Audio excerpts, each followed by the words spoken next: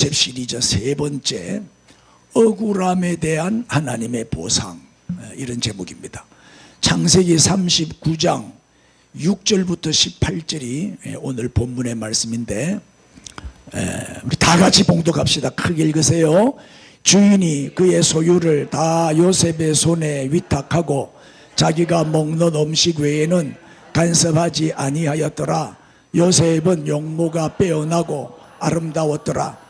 그 후에 그의 주인의 아내가 요셉에게 눈짓하다가 동침하기를 청하니 요셉이 거절하며 자기 주인의 아내에게 이르되 내 주인이 집안의 모든 소유를 간섭하지 아니하고 다 내 손에 위탁하였으니 이 집에는 나보다 큰 이가 없으며 주인이 아무것도 내게 금하지 아니하였어도 금한 것은 당신뿐이니 당신은 그의 아내임이라. 그러므로 내가 어찌 이 큰 악을 행하여 하나님께 죄를 지으리이까. 여인이 날마다 요셉에게 청하였으나 요셉이 듣지 아니하여 동침하지 아니할 뿐더러 함께 있지도 아니하니라.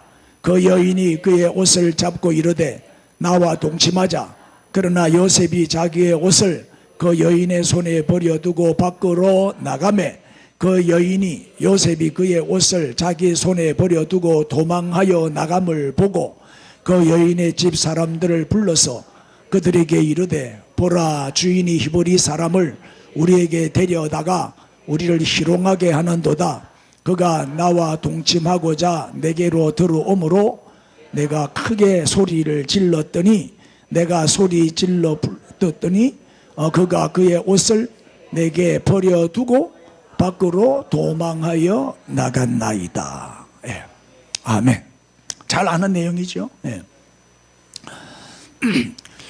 이제 8월 15일이 건국, 금년도가 건국 76주년, 광복 79주년 맞죠? 자, 그 얘기 조금 하고 설교하겠어요. 오늘 8.15 광복절을 앞둔 주일이기 때문에 또 역사 공부를 해야 돼요.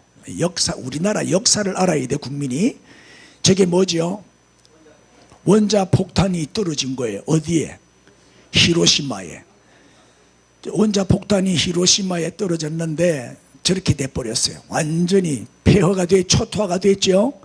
이때가 언제냐? 1945년 8월 6일 8월 6일 오전 8시 15분 히로시마에 원자폭탄이 떨어졌는데 미국에서 떨어졌어요. 미국에서. 그 자리에서 히로시마 시민 16만 명이 죽었어요. 잿더미가 돼버린 거예요. 원자폭탄이 이렇게 무서워요. 저게 핵무기거든요. 핵폭탄. 저리 무섭습니다. 그런데 그래도 이 일본 천황이 항복을 안 하니까 한 방 더 쏴버렸어. 어디에다가? 나가사키. 나가사키에 원자폭탄 떨어지기 전과 후의 비교 사진이에요. 한번 보세요. 원자폭탄 떨어지기 전에는 도시가 아주 형성되어 있죠.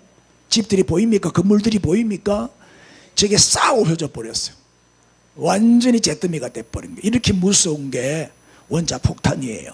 그래서 요 날은 8월 9일이요 1945년 8월 9일 3일 후에 오전 9시에 투하를 했는데 7만여 명이 즉시 사망을 했고 그해 말까지 이 방사능 후유증으로 9만여 명이 추가 사망했어요. 이쯤 되니까 일본 천황은 신이거든. 일본에서는 신이잖아요. 신이 항복을 한 거예요. 일본 천황이 항복하고 백기를 들었어요. 그 덕분에 우리나라가 해수로 36년 만에 해방이 된 거예요. 일본이 멸망함으로 항복함으로 우리가 해방이 됐습니다. 그래서 우리가 꼭 기억해야 될 게 대한민국 5대 국경일이 있는데 첫째가 3.1절이에요. 3.1절. 좀 이따 설명할게요. 우리나라가 어떻게 건국이 됐는지 건국의 배경을 공부하려면 3.1절부터 공부를 해야 돼. 이 중요한 날이에요. 3.1절. 두 번째가 뭐요? 제헌절이죠. 7월 17일. 그래서 제헌절 기념주일날 내가 헌법 제정에 관해서 그 역사를 쫙 설명했죠. 그때 설교를 못 들으신 분들은 유튜브에 들어가서 들으시면 돼요. 그 다음에 세 번째가 뭐지요?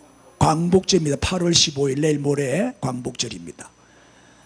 그 다음에 네 번째 국경일이 개천절입니다. 하늘이 열린 날, 개천절 10월 3일이죠. 우리 진주는 개천절 때 행사를 크게 유동축제도 하고 행사를 많이 하죠. 그 다음에 한글날이 10월 9일. 요 5개가 대한민국 5대 국경일이에요. 그 중에서 오늘이 뭐다? 오늘이 광복절. 광복절인데 이 광복절은 1910년 8월 29일 날 한일 합병됐어요. 일본한테 나라를 뺏긴 날. 강제 합병이죠.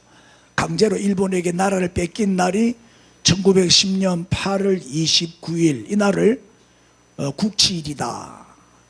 나라를 뺏긴 치욕스러운 날이다. 그래서 국치일이라 그래요. 그리고 36년 만에, 해수로 36년이고 만으로 하면 35년이에요. 1945년 8월 15일 드디어 해방이 됐습니다. 그리고 금년은 광복 제 79주년이에요. 이 날이 무슨 날이죠? 일본 제국이 패망한 날, 원자폭탄 2방 맞고 8월 15일 항복한 날. 그 다음에 일본 식민지로부터 이제 해방된 날이죠. 그러니까 이제 뺏겼던 나라의 주권과 자유를 되찾은 날이에요. 식민지로 있을 때는 자유가 없었어요. 이름도 다 뺏기고. 그렇죠? 근데 우리가 제일 중요한 게 뭐예요? 하나님이 우리에게 주신 최고의 축복이 자유잖아요. 자유. 자유를 다시 되찾은 날이니까 얼마나 기쁜 날이에요. 에? 예수 믿는 사람은 죄에서, 사망에서, 지옥 멸망에서 해방된 사람이죠. 자유를 찾은 사람이에요. 그런데 예수 안 믿는 사람은 사탄 마귀와 죄와 사망과 죽음과 멸망에 매여 사는, 노예로 사는, 죄의 종으로 사는 불쌍한 사람이죠. 그들을 빨리 우리가 건져내야 되겠죠. 그래, 그리고 오늘은 8월 15일은 대한민국 건국일이에요. 그런데 광복절만 기억하지 건국일을 기억을 잘 못하더라고 사람들이. 사실 더 중요한 건 건국, 이 나라가 세워진 날이 8월 15일인데 79주년이 되는데 76주년이네. 건국 76주년 설명 조금 할게요. 대한민국 임시정부가 1919년 9월 11일 날 상해에서 세워졌어요. 1919년 3월 1일에 무슨 일이 있었죠? 지금 넋을 놓고 있는 거예요. 지금 정신이 없어요. 1919년 3월 1일 날 무슨 일이 있었죠? 아까 가르쳐 드렸잖아요. 3.1 운동이 있은 이후에 대대적으로 독립운동이 일어났어요. 그래서 여기저기 곳곳에 막 임시정부를 만들어 놓고 일본에게 뺏긴 나라를 되찾자 독립운동이 막 일어났는데 그걸 다 합쳐가지고 우리가 따로 활동하지 말고 하나로 뭉쳐서 같이 활동하자. 그래서 상해에다가 임시정부를 세웠는데 초대 대통령이 누구요? 이승만이에요. 근데 좌파들은 자꾸 김구라는 게 김구. 김구가 아니라니까 이승만이지. 아시겠어요? 그날이 9월 11일이에요. 그러나 어디까지나 저거는 우리들끼리 지도자들끼리 모여가지고 임시정부지 완전한 정부가 아니에요. 맞죠? 그리고 우리나라도 아니고 중국 상해에서 세운 거니까 저거는 유엔에서도 인정을 안 해주고 정통성이 없어요. 근데 이제 좌파 새끼들은 말이야, 예? 우리나라 건국일이 1919년 9월 11일이래. 그러고 이승만을 부정하는 거야. 박정희를 부정하고. 우리 제대로 알고 바로 알아야 돼요. 바로 배우고. 예, 그래서 이걸 잘못 알고 있는 사람들 가르쳐야 돼요. 우리가 역사를 왜곡시키고 있으니까. 정확한 역사를 알아야 됩니다. 역사 바로 알기. 자, 그리고 UN 감독하에 남한 총선거가 1948년 5월 10일 날 이루어져요. 북한은 유엔의 요청을 거부했기 때문에 유엔의 인정을 못 받았어요. 북한은 자기들끼리 소련이 들어와 가지고 공산국가를 이미 만들어 놔 버렸어요. 그래서 어쩔 수 없어서 김구는 자꾸 민족 통일해서 남북에 같이 이렇게 총선을 치르자고 했는데 실제로 그게 불가능한 상황에서 남한만이라도 이승만 대통령이 자유민주주의 국가를 세워야 되겠다. 그렇게 해서 북한은 이미 공산국가가 세워졌기 때문에 우리들만 남한 총선거를 실시하자 이리 된 거예요. 끝까지 반대하고 투표 안 한 데가 제주도예요. 그리고 제주도 4.3 사건이 일어난 그 배경이 거기서 나오는 거예요. 끝까지 거부하고 투표를 안 한 거예요. 자, 투표율이 그때 95.5%였대. 거의 다 참여한 거예요. 최초의 민주선거야. 직접선거, 민주선거. 그러니까 너도 나도 다 동참을 했어요. 그래서 국회의원을 뽑았는데 이 총선은 국회의원 뽑는 선거잖아요. 그래서 948명이 출마했는데 그중에 200명이 당선이 됐어요. 초대 국회의원은요 임기가 2년이었어요. 그래서 드디어 1948년 7월 17일 날 재헌국회가 열려요. 첫 번째로 열린 국회가 재헌국회예요. 거기서 이제 헌법이 제정이 되거든요. 그날이 1948년 7월 17일이에요. 그래서 이날이 재헌절이에요. 헌법이 제정된 날이다 이 말이에요. 재헌절 중요하죠. 그 다음에 바로 그 다음 달 헌법을 만든 다음에 헌법에 기초해서 나라가 세워지는데 우리나라는 법치국가예요. 법이 나라를 다스린다 이 말이에요. 법이 다스리는 나라다. 그래서 대통령도 법을 어기면 감방 가는 거예요. 그만큼 법이 중요하죠. 그래서 대한민국 건국일이 1948년 8월 15일이에요. 그래서 초대 대통령이 이승만이 당선이 되죠. 그러니까 임시정부 대통령도 이승만이고 정식으로 대한민국이 유엔의 인정을 받아서 총선을 거쳐서 국회에서 초대 대통령을 뽑았는데 이승만이 대통령으로 당선이 됐단 말이에요. 그래 합법정부는 초대 대통령은 이승만이다. 그래서 건국 대통령은 누구? 이승만이고 건국일은 언제다? 1948년 8월 15일이다 이 말이에요. 그리고 북한은 우리가 딱 발표하고 나니까 딱 기다리고 있다가 9월 9일 날 1948년 9월 9일 날 조선민주주의 인민공화국을 설립을 해요. 이미 다 만들어 놓은 조각을 그때 발표를 한 거예요. 우리가 먼저 하니까 뒤따라서. 자, 요런 역사를 우리가 갖고 있습니다. 자, 이분이 이제 우리나라의 참 중요한 두 분이죠. 이분은 건국 대통령 이승만. 우리나라 기초를 놓은 분이죠. 어떤 기초 위에 이 나라를 세웠냐? 공산주의는 절대 안 된다. 자유민주주의라 해야 된다. 아멘. 자유민주주의. 이게 제일 중요한 거예요. 그 다음에 자유시장경제. 지가 번 거는 지 거다. 내가 일한 만큼 내 거 된다. 노력한 만큼 먹는다. 손이 수고한 대로 먹을 것이라. 이게 자유시장경제예요. 북한은 월급을 똑같이 주기 때문에 열심히 일 안 해요. 열심히 일해봐야 뭐 똑같이 받는데 뭐. 일 많이 하면 많이 줘야지 일을 더 많이 하지. 이게 아멘 안 하는 사람은 다 사상이 꼬름한 사람이지. 그리고 이제 한미동맹. 이게 이제 이승만 대통령이 미국에서 공부를 하고 미국의 자유민주주의를 공부하고 왔기 때문에 우리나라를 미국의 헌법을 그대로 갖고 와가지고 만들었어요. 그 미국의 축소판이라고 보면 돼요. 대한민국은. 그래 한미동맹을 강화시키고 그래야 북한에서 못 쳐내려오죠. 강한 군대가 딱 지켜주니까. 그리고 이승만은 장로님이에요. 미국에 유학을 갔는데 신학교로 유학을 간 거예요. 이승만 대통령이 제일 공부를 많이 한 공부가 신학이었어요. 그래서 목사 안수만 안 받았지 목사님보다도 수준이 높아요. 그래서 나는 한 교회의 목회가 아니라 대한민국을 목회해야 되겠다. 대한민국 전체의 목회자가 되어야 되겠다. 그래서 대통령이 되신 분이에요. 대통령 되자마자 전부 기독교 바탕 위에 이 나라를 세운 거예요.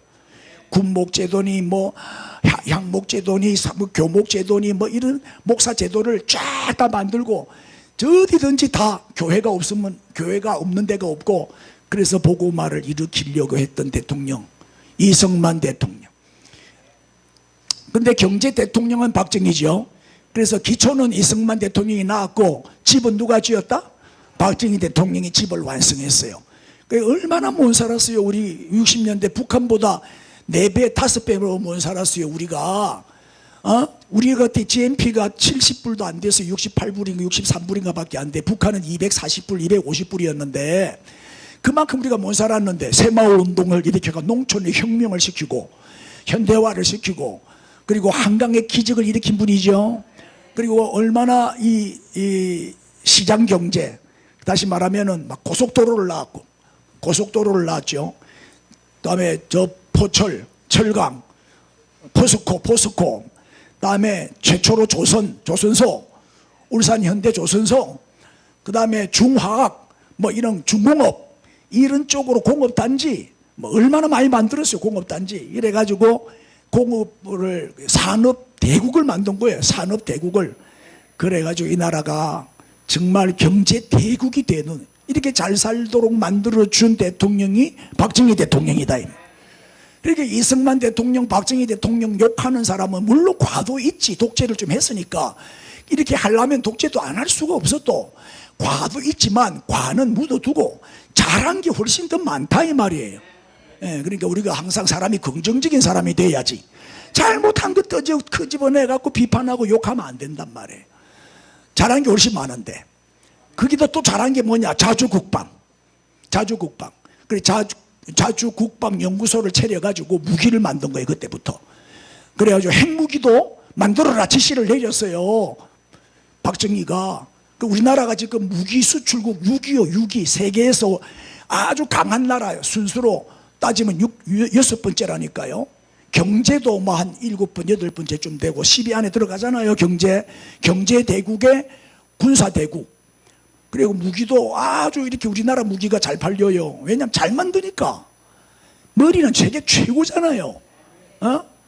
보세요. 이 나이에 내가 PPT 만들어서 하는 거 보세요. 천재 아니에요, 천재. 근데 최성영 선교사 내보고 너 PPT를 그래 만들어요 이러면서 막 뭐라 하는 거야. 또 지가 볼 때는 좀 미달되겠지. 지는 전문가니까 박사니까. 그러나 내 또래 목사들 중에 PPT 설교하는 사람은 아무도 없어요. 막 그 정도만 알면 돼요. 그리고 국방을 강화시키고 대단하죠. 그래서 우리 참 이 두 대통령 덕분에 우리가 지금 이렇게 잘 먹고 잘 살고 평안하게 살고 있다는 것만 아시고 너무 고마운 마음을 가져야 돼요. 왜냐면 남과 북을 비교해 보세요. 지금 이제 남북이 갈라진 지가 48년도니까 지금 몇 년 됐어요? 76년 됐죠? 76년 동안에 북한과 남한을 비교해 보세요. 보세요. 이 GDP라는 게 뭐냐면 총생산량이거든요. 총생산량이 북한은 36조밖에 안 되는데 우리는 2162조요. 밑에 GNI가 뭐냐? 개인 국민총소득이요. 1인당 국민총소득이 GNI인데 요거는요, 북한은 1년 연봉이 143만 원이요. 1년 연봉이 143만 원 갖고 살아요. 그러니까 한 달에 한 12만 원 꼴밖에 안 돼. 근데 우리는 얼마요? 4,249만 원이요. 연봉이 한 달에 근 80만 원, 400만 원 가까이 받는 거야. 우리는 많이 받는 사람은 1년에 수억씩도 받잖아요. 그래 내가 비교를 해봤더니 GDP는 60배. 우리가 북한의 60배로 잘 살아요. 개인 1인당 총소득은 30배. 우리가 북한보다 30배로 더 잘 산다. 그러면 공산주의 하면 안 되죠. 자유민주주의로 가야지. 자유시장 경제로 가야 경제가 살아나는 거예요. 그런데 북한은 아직도 평등한 세상을 만들겠다, 사회주의 공산주의를 고집하고 있으니까 내가 볼 때는 몇 년 안 갑니다. 이제 곧 북한은 멸망합니다. 이번에 홍수가 나가지고 김정은이가 보트 타고 시찰하는 거 봤어요. 내 속으로 기도했는데 내 하는 내 기도 아직 안 들어주시더라고. 좀 확 뒤집어지게 해주옵소서 이럽니다. 아직 응답이 안 오네. 북한은 얼마 못 갈 것 같아요. 지금 막 국민들이 탈북도 많이 하고 막 민심이 흉흉해갖고 곧 무너질 것 같아요. 막 그렇다면 그런 줄 아시고 아멘. 이 중요한 시기에 8월 15일 날, 내일 모레 목요일입니다. 광화문에서 또 애국 집회 있는 거 아시죠? 어제 야유회 안 온 사람은 반역자요. 어제 야유회 안 온 사람은 8.15 광화문 안 가는 사람은 더 반역자요. 막 그런 줄인 알고 총동원해서 이번에 다 참석을 해서 나라 살리자 해서 나라 살려야지. 우리라도 앞장서야 안 되겠어요? 나라가 지금 비상시, 아까 우리 권사님 기도하는데 나라가 큰일 났다고. 문제 큰일 난 줄 알지. 나만 아는 줄 알았더니 지금 이 나라가 위기 상황입니다. 우리가 기도로 이 나라를 지켜내야 되고 힘을 모아야 할 때입니다. 이거 공산화 돼버리면요 교회 없어요. 우리 주일마다 모여서 이렇게 행복하게 예배 드리는데 예배 못 드린다니까요. 예배 안 드리도 괜찮겠어요? 한국교회 문 닫아도 괜찮겠어요? 그런데 목사님들이 성도님들이 이거를 개념이 없어요. 생각을 안 해요. 설마 하고 설마가 사람 잡아요. 이 위기 때 우리가 힘을 모아서 기도하고 나라 살리는 운동에 애국운동에 앞장서야 할 줄로 믿습니다. 자, 그러나 진정한 광복은 뭐다? 광복절이 오늘 우리에게 주는 메시지가 뭐예요? 우리는 진정한 광복을 얻어야 돼요. 진정한 광복은 어디에서? 죄에서, 저주에서, 질병에서, 죽음에서, 지옥 멸망에서 해방받는 거예요. 그렇게 예수 안 믿으면 저 지옥 불구덩이에 떨어지는 거예요. 진정한 광복은 나라를 36년 만에 되찾은 것도 기쁨이고 행복이지만 우리가 죄에서 해방된 거 가장 큰 기쁨이죠. 자, 진정한 해방자는 누구다? 예수 그리스도. 예수 그리스도가 우리의 진정한 해방자예요. 이분밖에 없어요. 이분밖에 없어. 이 십자가를 붙잡아야 되는 거예요. 할렐루야. 자, 오늘 여기까지 하고 이제 요셉 얘기로 들어갑니다. 요셉이 애굽의 노예로 팔려왔지만 노예로 팔릴 때는 참으로 참 안타까운 일이었어요. 또 인생이 실패하는 것 같고 인생 끝장나는 것 같고 이제 노예로 팔려가니까 이제 망했다 이런 생각이 들 수 있지만 그 노예 생활의 그 고난 속에서도 나름대로 성공한 사람이 요셉이에요. 자, 처음에 보디발의 집에 노예로 들어갔잖아요. 에? 그런데 어때요? 하나님 어떤 은혜를 주셔요? 보디발의 눈에 딱 드는 거예요. 많은 노예가 있지만 보디발의 눈에 쫙 들어요. 그래서 보디발의 총애를 받고 집에 있을 때도 아버지의 총애를 독차지했는데 보디발의 집에서도 많은 노예 가운데 보디발의 사랑을 독차지하는 거죠. 워낙 성실하게 지난주 성실함에 대해서 말씀드렸죠. 워낙 성실하니까 그래서 가정 총무가 돼요. 할렐루야. 성공이죠. 노예로 들어갔지만 노예 중에서는 성공한 거잖아요. 보디발이 누구예요? 보디발이 애굽에서 2인자야. 굉장한 실력자잖아요. 바로 왕의 친위대장이었어요. 접근 중에 접근이지. 다시 말하면 가장 가까이에서 왕을 지키는 뭐다? 수비대장, 경호실장.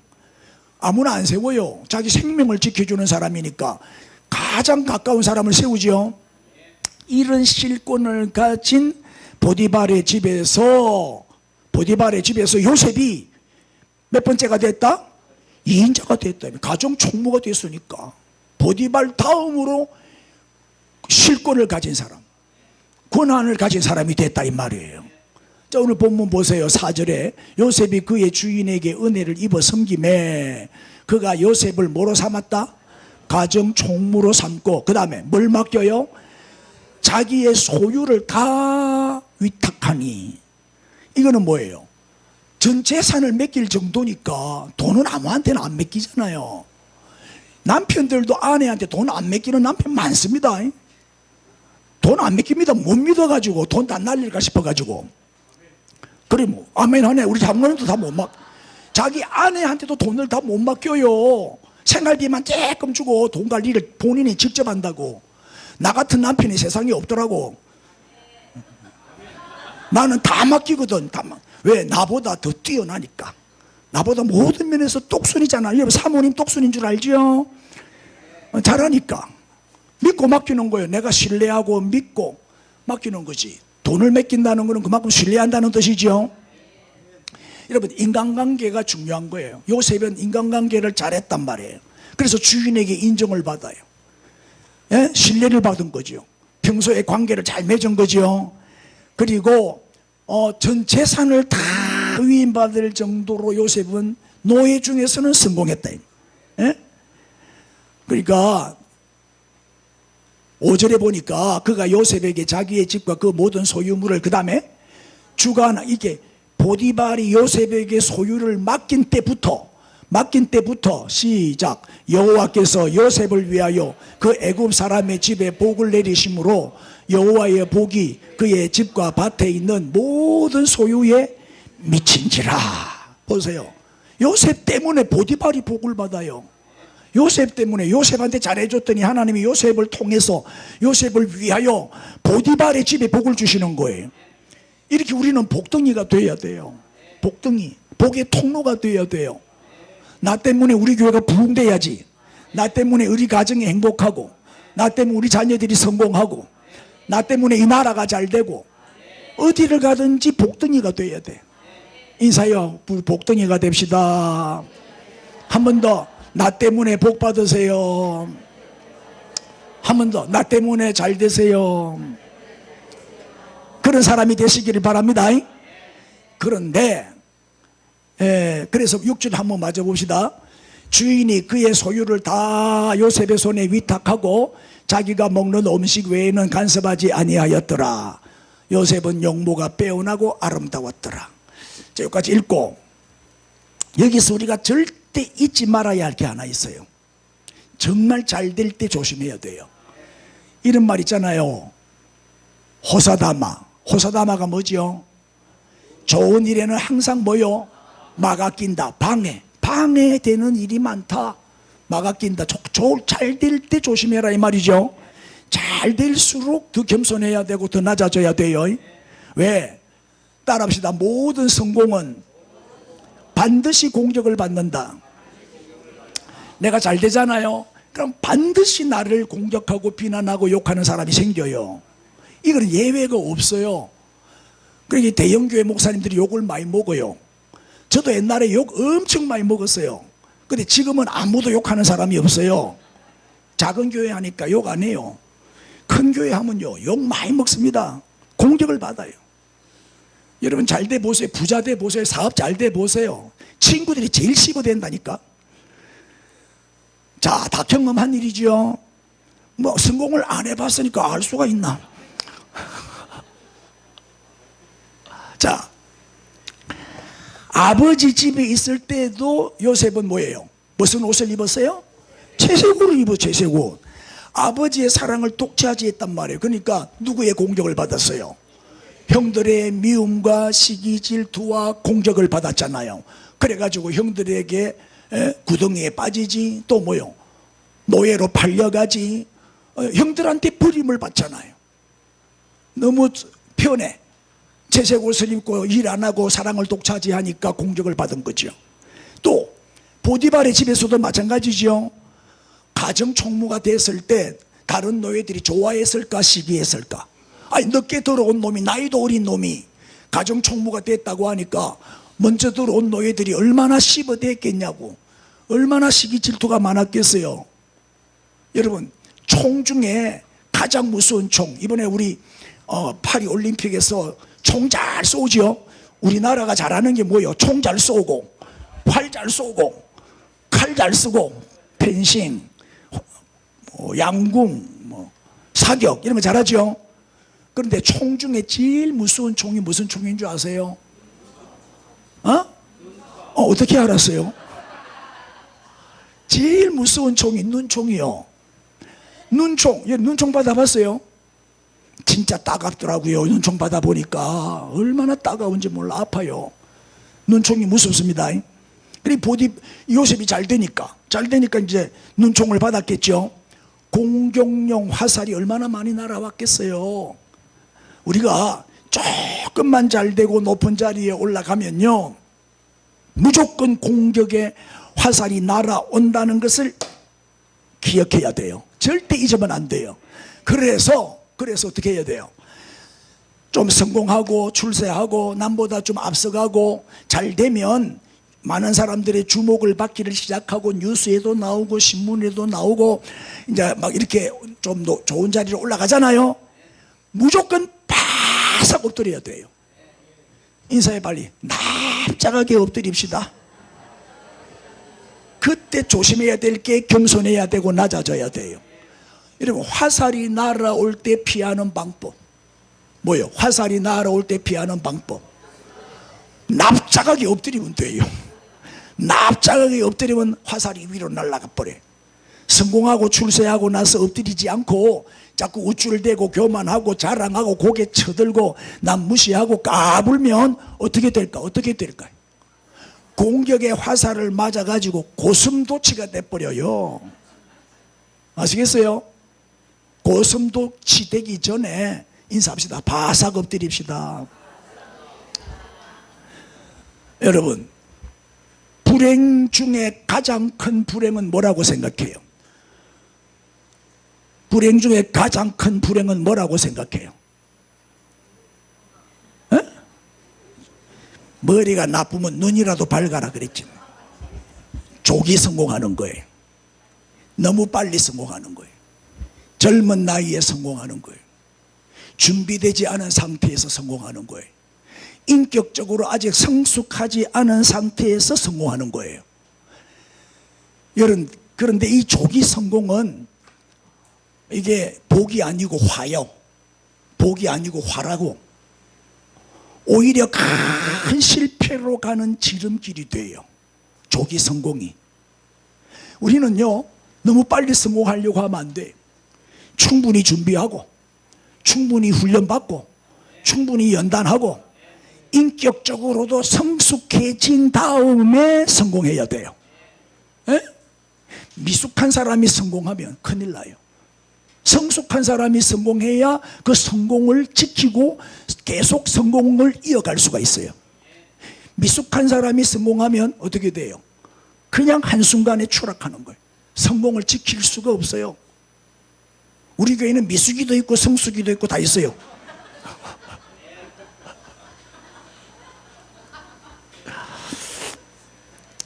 자, 왜 하나님은 우리를 광야로 보내시나요? 지난주 공부했죠. 하나님은 사랑하기 때문에 우리를 광야로 보낸다 그랬죠. 왜 우리를 광야로 보내실까요?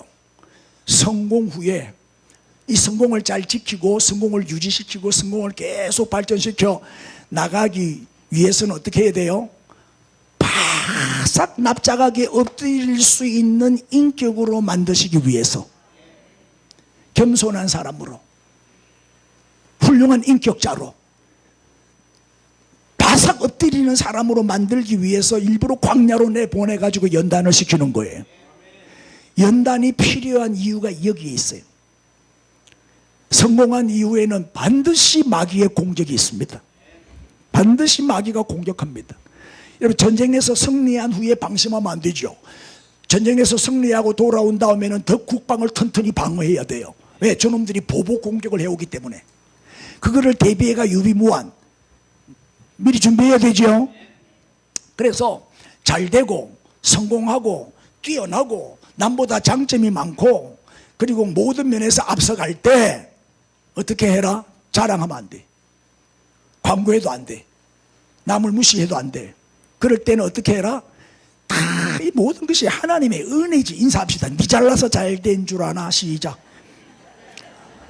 그럴 때는 뭐 해야 돼요? 모든 영광은 하나님께 올려드리고 무조건 엎드려야 돼요. 무조건 엎드려야 돼요. 그래야 공격을 피할 수가 있어요. 에? 그 우리나라는요, 국가대표 선발이 더 어렵대요. 국가대표로 딱 선발만 되면 파리올림픽 가가지고 금메달이에요. 양궁이라든지 이런 거 있잖아요. 사격이라든지. 그래 이제 메달을 딴 금메달을 뭐 3개씩 받은 사람도 있지. 삼관왕도 있고 이관왕도 있고. 이런 애들이 초심으로 돌아가서 다시 시작해야 돼요. 까불다가는 다음에 국대에서 탈락이요. 이번에 양궁은요 10연패요. 40년 동안 금메달이요. 나는요 놀릴 얘기를 해도 안 놀래는 사람을 보면 깜짝 놀라겠어요. 이런 일이 있을 수가 없거든요. 하나님의 은혜죠. 이번에는 양궁이 싹쓸이 해버렸잖아요. 금을 싹쓸이. 우리나라 몇 등, 종합 몇 등 했노? 6등? 금메달 13개 땄지? 5개에 15등이 목표였어요. 근데 우리가 밤마다 하도 기도해 놓으니까 하나님이 은혜를 주셔가지고 13개에 6등까지 올라갔어. 자, 요셉은 보디발 집에서 노예 중에서 최고로 성공했죠. 거기다가 또 한 가지 장점이 뭐예요? 요셉의 장점이 한 가지 더 있어. 꽃미남이라 꽃미남. 자, 정리를 한번 해보죠.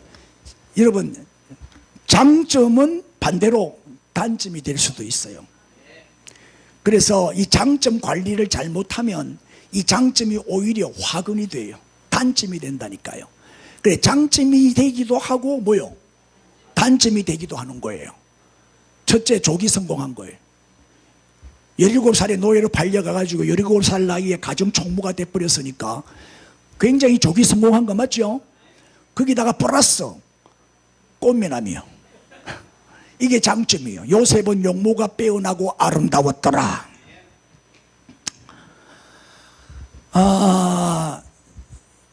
이 말은 다른 말로 말하면 매력이 넘쳤다요. 매력이 넘쳤다. 예? 보디발의 아내가 어느 정도로 요셉을 보고 홀딱 반할 정도로 매력이 넘치는 남자였어. 근데 보디발이 어떤 사람이요? 그녀의 남편인 보디발이 어떠한 사람이요? 보디발은요, 권력도 대단했죠. 돈도 엄청나게 많은 부자였죠. 거기다가 영향력도 크죠. 권세도 있죠. 모든 것을 다 가진 사람이에요. 모든 걸 다 갖춘 사람이에요. 뭐 외모는 내가 뭐 성경에 안 나와 있어서 모르지만 틀림없이 잘생겼을 거예요. 왕 다음 가는 실력자잖아요. 그런 능력 있는 남편을 두고 노예인, 머슴인 요셉에게 마음을 싹 다 뺏길 정도로 90%가 아니요 100% 마음을 다 뺏긴 거예요. 그 정도로 매력적이었다. 누가? 요셉이. 그렇게 보통 잘생긴 사람이 아니라는 거예요. 꽃보다 뭐 남자야. 꽃보다 남자. 모든 면에서 굉장한 장점이죠. 저기 장점일 수 있잖아요. 근데 저 장점 때문에 요셉은 감옥 가요. 장점 때문에. 장점이 오히려 단점이 돼버렸어요. 여러분, 성경에 용모가 빼어나고 아름다운 사람, 이렇게 딱 묘사된 사람이 4명 나와요. 이거 다 맞추는 사람은 오늘 점심 2그릇 드릴게요. 누구지요? 옳지, 다윗. 요셉도 하나 이어야지. 요셉, 다윗 또.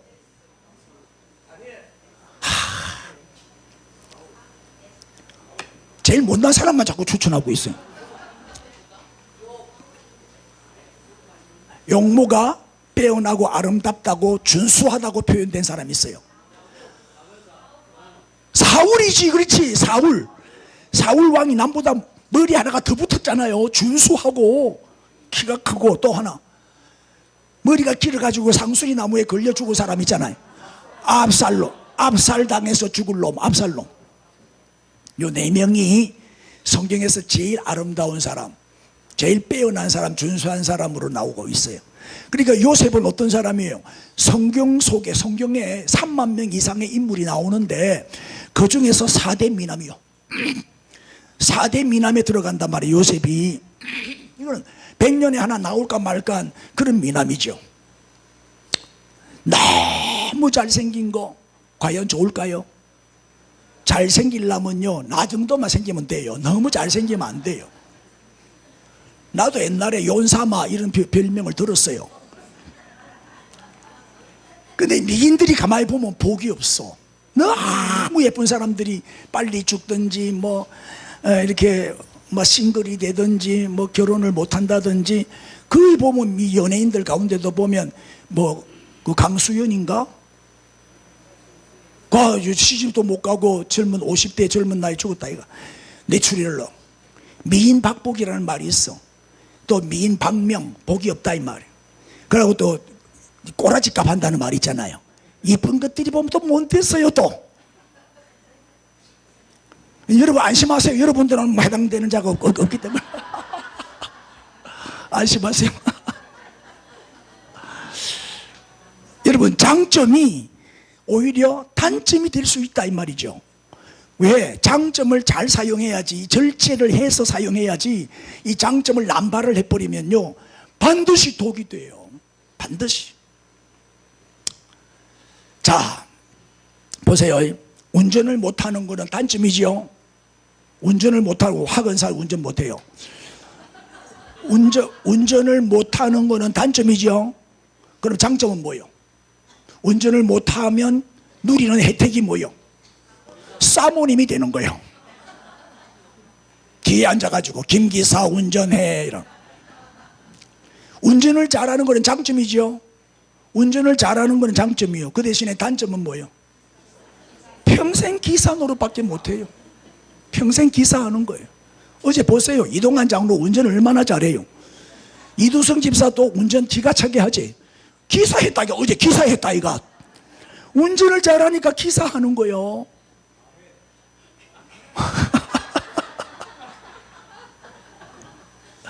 그러니까 장점이 오히려 단점이 될 수도 있고 단점이 오히려 장점이 될 수도 있죠. 그래 남을 절대 평가하면 안 되는 거예요. 특별히 외모에 장점이 없는 사람, 외모에 장점이 하나도 없는 사람 중에 보면은요 그런 사람들은요 겸손해요. 그리고 부지런해요. 성실하죠. 신앙도 좋아요. 기도도 많이 해요. 자기가 부족한 걸 알고 하나님 은혜가 아니면 살아갈 수 없다는 걸 알고 얼마나 간절하게 매달리는지 몰라요. 더 열심히 노력해요. 그래서 오히려 외모의 그 콤플렉스가 오히려 장점이 되는 거예요. 못났기 때문에 더 노력한단 말이에요. 얼굴이 안 되기 때문에 더 기도하는 거예요. 더 하나님을 의지하는 거죠. 그리고 단점이 오히려 장점이 되는 거예요. 여러분 국으로 말하면 주제를 알고, 산수로 말하면 분수를 알고, 미술로 말하면 꼬라지를 알고. 인사합시다. 겸손해집시다. 자신의 부족을 알고 다 하나님을 의지하게 되고 더 하나님을 간절히 붙들게 되는 거죠.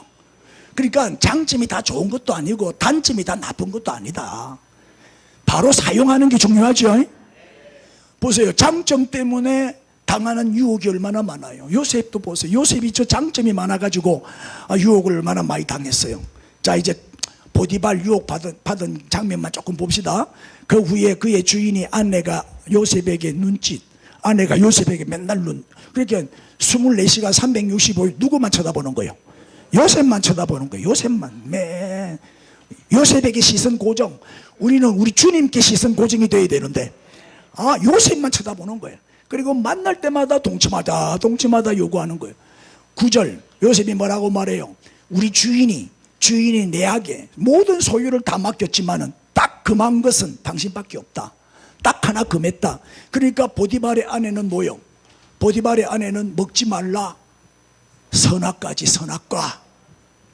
동산나무의 실과는 마음껏 먹되 선악과는 먹지 말라 그랬죠.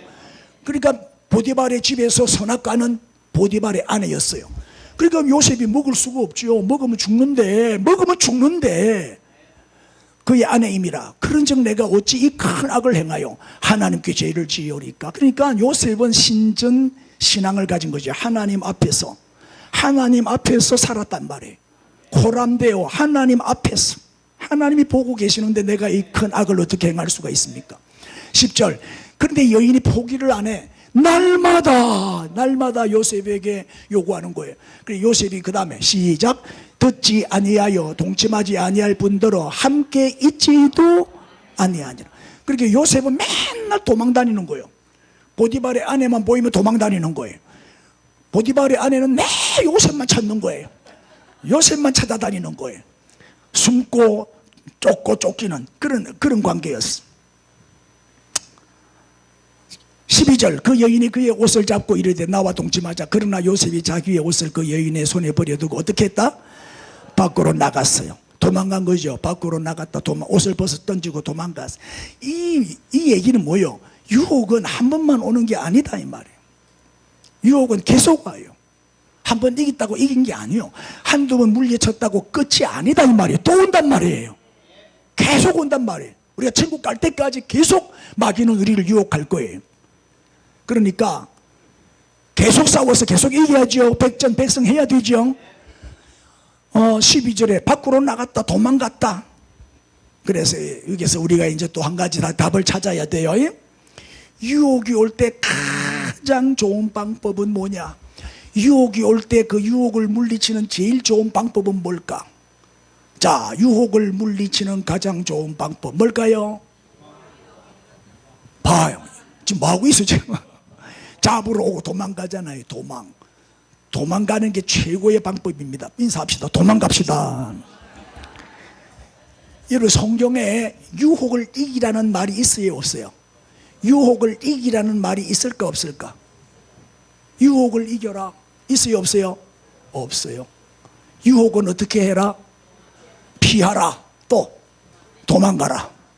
피하는 것이 최선의 방법이다. 그래, 유혹의 자리는 안 가야 돼요. 술집에는 안 가야 돼요. 도박장에는 안 가야 돼요. 나는 안주만 먹을 건데요. 큰일 나죠. 큰일 나죠. 가면 안 된다니까. 피해야지. 그 범죄의 장소를 피해버려야 돼요. 도망가는 거예요. 도망. 유혹이 올 때 뭐 물질의 유혹, 요새 돈의 유혹이 많이 오잖아요. 뭐 어디에 돈 넣으면은 뭐 이자를 몇 프로 주겠다, 뭐 코인을 사라, 주식을 해라, 무슨 조합에 들어라, 이자를 뭐 몇십 프로 주겠다, 1억만 투자해라, 뭐 2년 후에 뭐 2억 만들어 줄게. 그런 게 다 유혹이잖아요. 유혹. 어떻게 해라? 무조건 피하고 도망가는 거예요. 요새 보이스피싱 전화가 많이 오잖아요. 무조건 끊으면 되는 거예요. 모르는 데서 전화 왔다. 안 받아요 나. 여러분, 내한테 전화했을 때 내가 안 받죠? 전화한 적도 없으면서 뭐. 웬만하면 모르는 전화번호는 안 받습니다. 보이스피싱인 줄 알고. 왜? 피하는 게 방법이니까. 피하고 도망치는 것이 가장 강한 자다. 피하는 사람이 강한 자다. 도망가는 사람이 강한 자다 이 말. 그런데 요셉이 유혹을 피하고 도망을 쳤더니 어떤 결과가 나왔어요? 억울한 일이 닥쳤어요. 억울한 일이 닥쳤어요. 성경에서 가장 억울함을 많이 겪은 인물 하면 누굴까요? 요셉이요. 요셉. 반대로 성경에서 제일 흠이 없는 사람, 제일 잘 산 사람이 하면 누구죠? 요셉. 요셉은 실수가 없어요. 큰 죄를 지은 적이 없어요. 큰 과오가 없는 사람이 요셉이에요. 그런데 가장 또 누명을 많이 뒤집어 쓰고 미움을 받고 버림을 받고 억울함을 많이 겪은 인물이 또 요셉이란 말이에요. 요셉. 얼마나 억울해요. 그런데 보세요. 요셉은 평생을 살면서 뭐 남을 뭐 해친 적도 없고 문제를 크게 일으킨 적도 없었는데도 계속 부당한 대우를 받잖아요. 노예로 팔려갔죠. 감옥에 갇히죠. 그럼에도 불구하고 요셉은 누구를 원망하거나 불평하거나 낙심하거나 포기하거나 한 번도 없어요. 남을 미워한 적도 없어요. 요셉은. 왜? 그는 하나님의 섭리를 믿었죠. 하나님이 다 하시는 일이고 하나님이 나를 이끄시고 인도하신다는 걸 믿었기 때문에 절대 누구를 뭐 복수를 한다든지 미워한다든지 불평을 한다든지 그런 적이 없어요. 그랬더니 하나님이 어떤 은혜를 주셔요? 억울함에 대한 충분한 보상을 해주셨어요. 내가 억울함을 당한 만큼 하나님은 반드시 보상해 주시더라. 자, 보세요. 하나님의 보상, 하나님이 요셉에게 주신 보상 세 가지를 말씀드리면, 첫째가 뭐죠? 보디발 집에서는 뭐가 됐다? 가정총무. 주인에게 은혜를 입어가지고 가정총무가 됐어요. 두 번째, 감옥에서는 뭐가 됐다? 간수장의 은혜를 입어가지고 죄수를 관리하는 책임자가 됐어요. 모든 재반 사무 처리를 요셉이 다 했어요. 감옥 전체를 관할했죠. 그리고 감옥에서도 대장이 된 거예요. 보디발 집에서도 대장이 되고, 그 다음에 드디어 나중에는 뭐요? 바로 왕 애굽 왕 앞에 꿈을 해몽해가지고 뭐가 돼요? 총리까지 되도록 최고의 실력자로 이끌어 주셨죠. 이게 다 뭐예요? 가정 총무가 되고 또 제수를 관리하는 책임자가 되고 또 애굽의 국무총리가 되고 이게 다 뭐예요? 억울함에 대해서 하나님이 보상해 주신 거예요. 그러니까 우리도 억울한 일 당할 때 절대 원망하거나 불평하면 안 돼요. 낙심하지도 마세요. 우리는 뭘 봐야 돼요? 하나님의 전체 그림을 봐야 돼요. 하나님의 큰 그림을 보고 모든 것이 합력하여 선을 이루어 주시는 하나님을 믿으십시오. 보상해 주시는 하나님을 믿으란 말이에요. 그래서 축복의 주인공이 되시기를 바랍니다.